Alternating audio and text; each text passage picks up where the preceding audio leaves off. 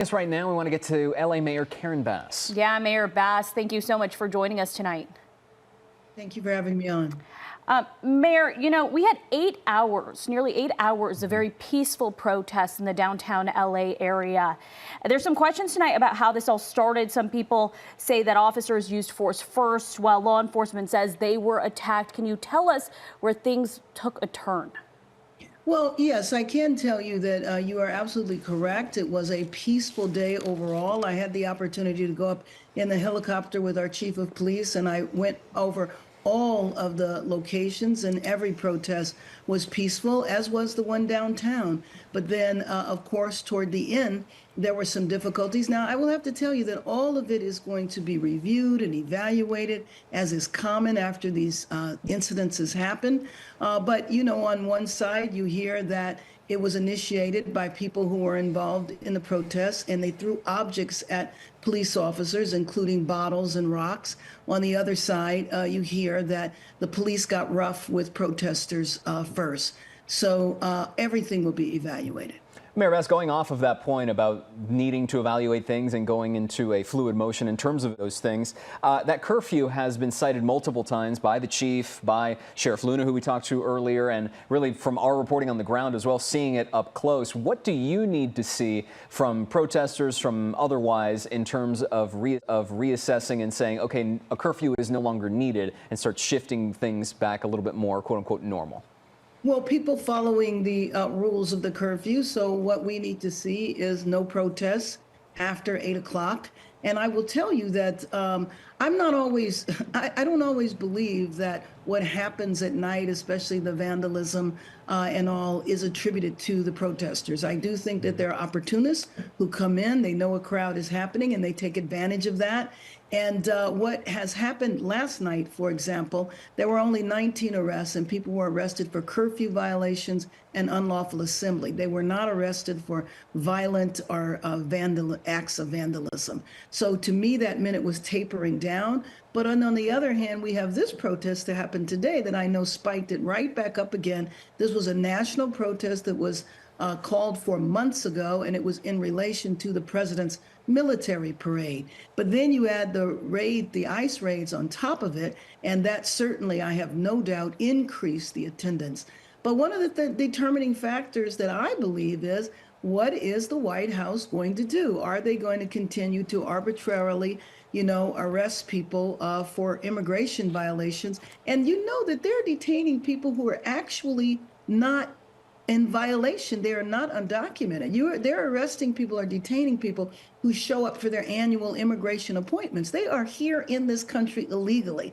But when we stop arresting nannies, when we stop chasing people through parking lots at Home Depot, when we stop showing up in front of elementary schools to intimidate the parents, then I think that you will see things subside. Yeah, so when you take those words, you look at the next few days, what does that look like for you, Mayor? What do you anticipate? Well, what I anticipate, and I hate to say this, but I anticipate that the fact that the raids might continue, that the protests will continue, but that the protests will end at the proper hour and people will disperse peacefully.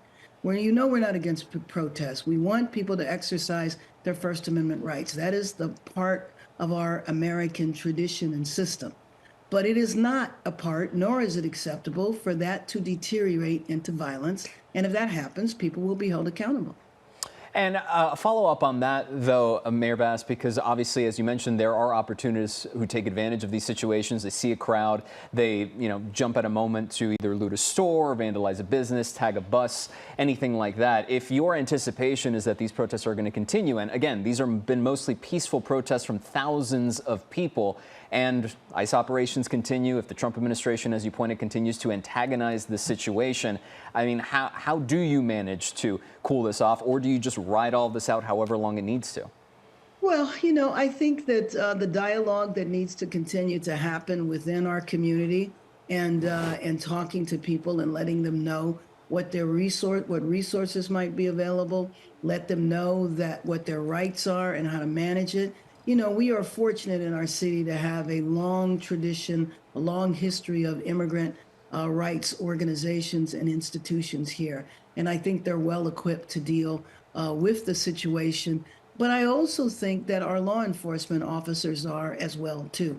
And so we don't need the military. We don't need the federalized guard. We essentially need to get back to normal in the city. But that is going to take an administration that is willing to allow the city to get back to normal. And Mayor, before we let you go here, we saw a few hours of face-off between law enforcement and protesters, but we saw many more hours this morning, as you mentioned yourself, going up in a helicopter with the chief, a very peaceful protest. Just from your eyes, I want to hear what you witnessed. Well, what I witnessed was in many different parts of the city, groups of people of various size. I saw a group as small as 50, and then I saw several hundred, for example, in the San Fernando Valley. And I thought that it was nice. I saw people walking down the street before I got up in the helicopter as I drove around town today, and people were peacefully walking, carrying their signs, going to various protests. And to me, it was just in the wonderful tradition of our city. When people need to express themselves, they do so in an organized, peaceful manner. And then, again, as we said before, many times there is an opportunist element that latches on at the end, and they might not even be connected to the protests at all. Mayor Karen Bass live with us here on KCAL News. Mayor Bass, thank you so much for giving us a few minutes of your time this evening. We certainly appreciate it.